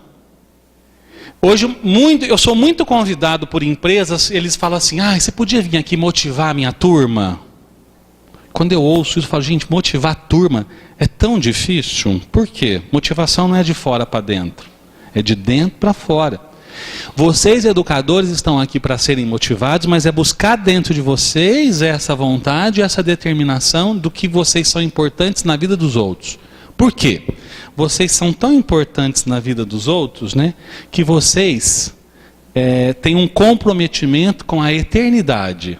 A senhora lembrou da professora, 38 anos atrás, que chama Silvia, está aqui em Mococa, tem 140 anos, tem uma senhorinha de uns 80 anos. Tem uma loja que a gente vai, a voz dela. Vocês estão vendo? Ela não sabe que nós estamos falando dela aqui hoje. Olha isso. Ela não sabe que nós estamos falando dela. O professor, ele afeta a eternidade. Talvez este seja o maior mérito nosso, o de vocês. O maior mérito do professor é esse. Não tem dinheiro que pague. Não existe dinheiro. Pode ganhar mal, pode ser desvalorizado, mas esse comprometimento com a eternidade não tem preço. Isso é muito importante. Além disso, nossa função dentro da sala de aula é estar atento com a formação da pessoa para ela tornar-se pessoa. A Elke Maravilha, numa entrevista, que ela é fantástica, ela disse assim, o cara pergunta para ela: o que você espera da vida? Ela fala: eu gostaria que o ser humano se tornasse mais humano. É isso. Humano é ser consciente das suas ações, estar nesse processo de transformação através da conscientização, que é uma pedagogia do Paulo Freire também, né? Um método da conscientização. Se você não tem consciência, se você não tem ciência das situações, você não transforma. E é isso que a gente vai dar para esse aluno, com regras, com normas. Não tenham medo de falar não, não é muito importante para a vida. Não tenham medo de ser bruxas e bruxos. Precisamos. Uma mãe fada madrinha não funciona. A mãe tem que suportar ser bruxa. Branca de Neve, Bela Adormecida, tem sempre uma bruxa, né? Que é a mãe. A mãe, quando fala sim, ela é a fada. Quando ela fala não, eu te odeio, não te quero mais porque você não morre. Passa uma hora, a criança fala: ai, mamãe, eu te amo tanto, e beija. E a mãe tem que saber suportar isso. A mãe e o pai. Os nossos jovenzinhos pais e mães não estão suportando serem isso. Eles querem só ser bacana. Aí vão para a sociedade de consumo e dão. Aí a escola chega, põe limite. Eu vou lá falar com essa diretora, que ela está pensando que ela é. Aí vem aqui, a diretora tem que falar assim: vamos sentar. Estou ajudando o seu filho a ser gente. É isso que eu estou ajudando o seu filho. Nossa escola se propõe a tornar o seu filho uma pessoa melhor. É isso. Um profissional melhor. Porque profissional ele pode ser, né? Faculdade tem um monte agora. Que é uma outra coisa. As pessoas imaginam que fazendo faculdade elas vão se tornar o profissional da qual elas fizeram o curso. Terça eu fui para a ninfa da psicologia. Tem um monte lá que se formou. Nem todo mundo vai ser psicólogo. Eu falo, não é todo mundo. Só se formou. Ser psicólogo é outra coisa. Fez engenharia. Vai ser engenheiro? Não, só se formou. Para ser engenheiro é outra coisa. Com as possibilidades hoje, qualquer um pode fazer qualquer coisa. Mas não é assim que funciona. Igual aprender a dirigir. Aprender a dirigir qualquer um aprende. Ser motorista é outra coisa. Casar todo mundo casa. Manter o casamento é outra coisa. Então nessa conscientização, ajudar. Eu geralmente não costumo fazer isso, mas eu precisei trazer isso para vocês. Foi uma aluna minha, que ela é pedagoga, por isso que eu trouxe. É uma menina de Guaranésia, pedagoga, e ela me mandou um e-mail, 3 anos depois que ela terminou o curso da psicologia, ela mandou esse e-mail para mim. E o que eu gostei, olha lá, vem suas aulas na minha mente, seu exemplo. Eu acho que ela não lembra do que eu ensinei para ela, mas o que ficou foi o exemplo. Então o que eu vim resumir para vocês aqui, da postura de vocês em sala de aula é fundamental. É primordial. Não perderem essa postura, que é muito importante. Então ela está dizendo, olha lá, de repente descubro que os conhecimentos que mais ficaram em mim durante os 5 anos do curso foram aprendidos em suas aulas. Quando olhamos para nós, deixando os livros ao lado, nos perguntamos de tudo aquilo, todas as leituras, o que ficou? O seu exemplo. Esse exemplo vai fazer ela ler outros textos. E vai construindo a imagem profissional, porque é uma viagem individual. A construção da gente é individual. A gente usa recursos externos, mas a construção ela é individual. Por isso que faz a mesma faculdade, uns vão ser e outros não vão ser. Porque depende da construção individual. Tem médico que sai da USP que é um terror. E tem médicos que saem lá de Catanduva que é o must. Não importa. É a construção individual. Tá certo? A tarefa de vocês... Esse slide sempre causa impacto. A tarefa de vocês é essa, cuidar das próximas gerações. Para isso a gente precisa ter um ingrediente freiriano que significa esperança. Por falar em Paulo Freire, eu fui uma vez preciso contar essa história que ela é legal. Madalena Freire, filha de Paulo Freire, foi em São José dar uma palestra. Já contei isso aqui? Não. Não. Madalena Freire foi dar uma palestra em São José. Lotado o auditório, né? 300 pessoas, e ela sentadinha numa mesa. Ela é muito exótica, né? Com um chale, um negócio. Começou a falar. De repente, 2 pessoas levantam no meio da plateia. Madalena Freire para. E fica assim. Aí as 2 ficam paradas. Aí ela fala assim: onde as bonecas vão? Aí elas ficam, nós vamos no banheiro. Ah, então as bonecas vão no banheiro? E eu estou com vontade de fazer xixi? Não vou. As bonecas vão? Aí elas falaram assim: não senta. Já interrompeu a minha aula. Agora vão. O professor é aquele que está atento a tudo que acontece. Ela não chamou atenção, ela chamou atenção para o fato. Quer dizer, tem 200 pessoas. Se as 200 pessoas quiserem ir no banheiro, como é que eu fico? E se eu quiser ir no banheiro? Dá licença um pouquinho, eu vou no banheiro. Entenderam? O educador é aquele que está atento a tudo que acontece. Não dá para um aluno estar dormindo em sala de aula, a gente não vê que ele está dormindo. Eu tenho que sentar. Alunos dormem, adolescentes dormem, principalmente na primeira aula. Eles têm muito sono. Isso é neurológico. Não é falta de amor, nem afeto, nem carinho, nem desprezo. É neurológico. Alguns dormem, eles precisam de 1 hora mais de sono. Tem alunos que dormem 2 aulas no começo. Porque tem sono. Inclusive na Suécia, na Finlândia, eles têm um projeto lá que eles começam a aula 1 hora mais tarde. Para o aluno dormir. Porque a hora das 6 da manhã às 8 é muito importante para que ele durma. Tá? Então eu não posso esquecer disso, que o aluno está dormindo. Eu tenho que chamar esse aluno como educador e falar: fulaninho, vem cá, o que está acontecendo na minha aula? Estou vendo que você está cansado. Precisa mudar um pouco o ritmo. Pode ser que você não goste de física, tudo bem, não tem problema, mas o que está acontecendo? Não posso esquecer disso. Isso não é ser psicólogo, isso é ser educador, hein? Não é assistente social, não é médico, é educador. Eu não posso esquecer, eu não posso deixar de ver o que está acontecendo. Se vocês começarem a dormir aqui e eu falando, que alguma coisa errada está acontecendo comigo, ou com vocês. Tomaram algum chá, alguma erva, alguma coisa. A irmã quis trazer alguma coisa da boliviana, alguma coisa assim. Para com isso. Ou seja, observem e não esqueçam o que vocês estão observando. Enfim, as professoras foram fazer o xixi. E a palestra, nunca mais esqueci. Porque a Madalena Freire ensinou que a gente tem que observar aquilo que acontece. Tá? Com essa esperança, principalmente serenidade. Tenham serenidade, tranquilidade. Não embarquem nessas confusões de aluno. Quando tiver confusão com pai e mãe, respira fundo. Não precisa às vezes conversar no mesmo dia. Amanhã a gente conversa. Uma noite de sono é melhor para a gente entender as coisas. Vi que a senhora estava tão nervosa ontem. Mãe, o que aconteceu? Com calma, tranquilidade. Chama o professor, vamos entender. Eu sei o que está acontecendo. Essa é a função, serenidade. As pessoas estão perturbadas.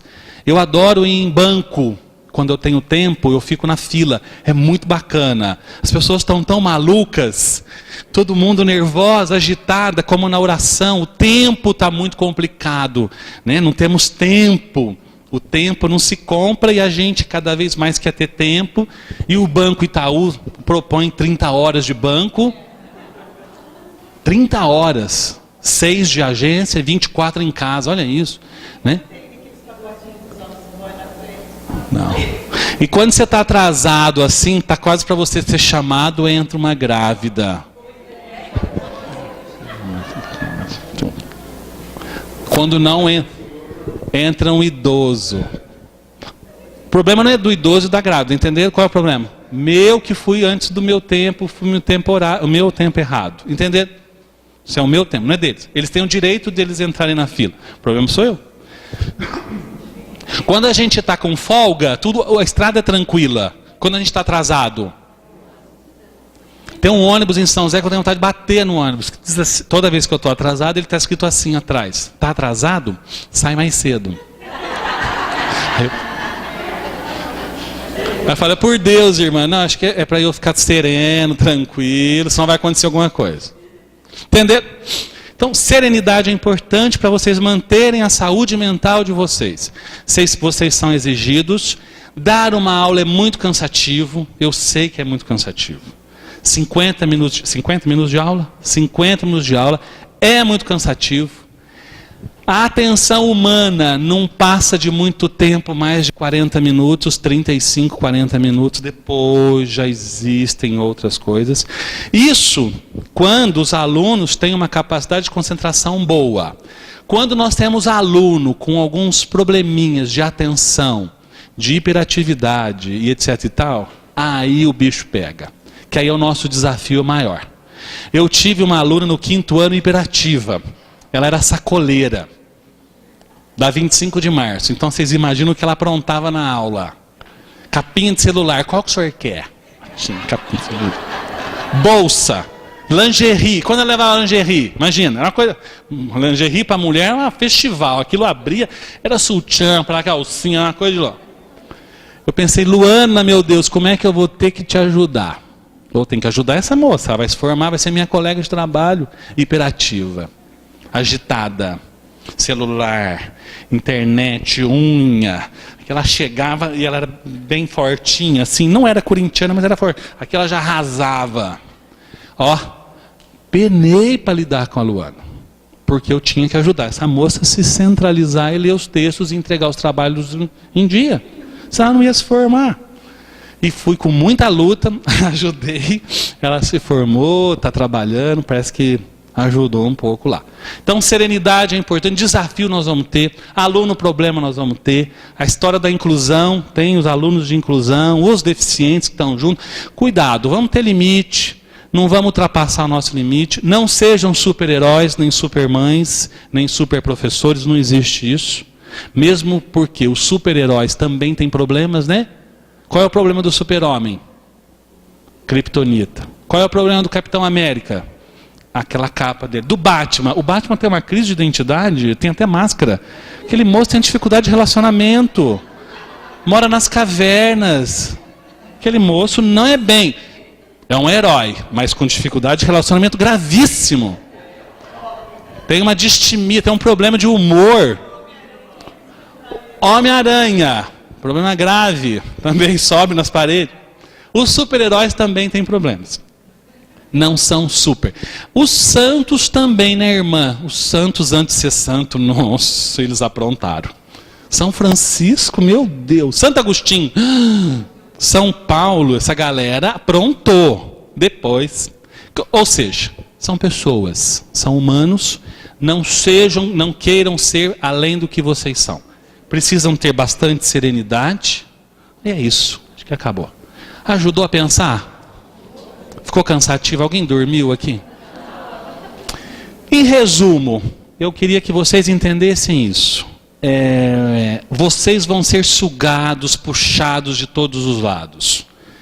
A Cláudia tem uma carinha boa, mas ela vai atormentar, é a coordenadora. Vai atormentar vocês o ano inteiro. O Enem, o vestibular, a sociedade, vai puxar daqui, puxar dali os alunos. Tudo isso vai acontecer. Não vai ser nada gostoso, vai ser muito difícil. Tenham essa clareza de cumprir a função de vocês. Eu sei o que eu tenho que fazer. Eu trabalho no setor público justamente para aprender isso. Nas 2 manhãs que eu vou lá em Grama, eu tento entrar no que é o setor público, eu estou lá, eu chego em Grama às 7h30 da manhã para atender meu paciente, não é porque o prefeito é legal, porque eu tenho respeito para com o meu paciente que chega às 7h30 da manhã. Só por isso. Por causa dele, meu contrato é com ele, não é com o prefeito. Nem sei quem é o prefeito, não conheço ele. Esses dias eu tenho um grupinho de umas senhoras, que eu faço lá há 20 anos, lógico, entra e sai gente. Aí tem uma senhorinha que está comigo lá há muito tempo. Aí chegou uma pacientinha nova. Eu falei, olha, quando a senhora precisar faltar, a senhora nos avisa, para a gente não ficar preocupado. De vez em quando, pode acontecer de não ter o grupo por conta da instituição. Aí uma senhorinha falou assim, e ó, ele não falta, viu? Ó, eu nunca falei isso. Entenderam? Ela me conhece, ela sabe que eu não falto. Não é porque é público que é casa de Mãe Joana. É público. A diferença do público do meu consultório é que lá eu sou obrigado a atender em meia hora, que é norma do Ministério da Saúde. No meu consultório eu atendo 50 minutos. Até a roupa é a mesma. Não consigo pôr uma roupa para atender pobre e uma roupa para atender rico. Não existe isso. Aí eu fico dissociado. Fico um profissional dissociado. Sou uma pessoa igual nos 2 lugares. É essa postura que eu quero mostrar para vocês e vocês precisam ter enquanto educadores. Regras, limites. Se forçar demais o parafuso, o que acontece? Se deixar frouxo, cai a cadeira. Entenderam? Tô lá com a carroça. Se eu puxo muito a rédea, o que acontece com o cavalo? Empina. Se eu deixo a rédea solta, desembesta. Ó, a função de vocês. Limite, serenidade, cuidado, saber que tem hora que eu não sei, tem horas que eu preciso descobrir, tem horas que eu desanimo, tem horas que eu não sei o que eu faço com o aluno, vou buscar informações, vou buscar apoio. Tá bom? Ajudou vocês a pensarem? Tá? Eu queria tanto falar que o caminho de vocês ia ser maravilhoso. Vai ser muito mais maravilhoso se vocês souberem que vai ser um caminho difícil. É isso. Difícil, porém, o rio. Olha, essa frase é bacana, acho tão bonita. Não sei se ela é budista, mas ela é muito bonita. Diz assim, o rio navega tranquilo e sereno, porque ele sabe contornar os seus obstáculos. E é nas quedas que ele encontra mais força para continuar a sua caminhada. Eu acho bacana isso. Tá bom? Obrigado pela paciência. Espero ter ajudado a plantar aí uma sementinha para que vocês possam, tendo esperança, assim como eu tenho. Muito obrigado pelo convite da irmã, da Cláudia, de eu estar aqui. E mesmo tendo pessoas corintianas na plateia, a gente... Você viu o nome dele? Não. Tem nome ainda? Ah. Não. E é número 7, o número da perfeição ainda.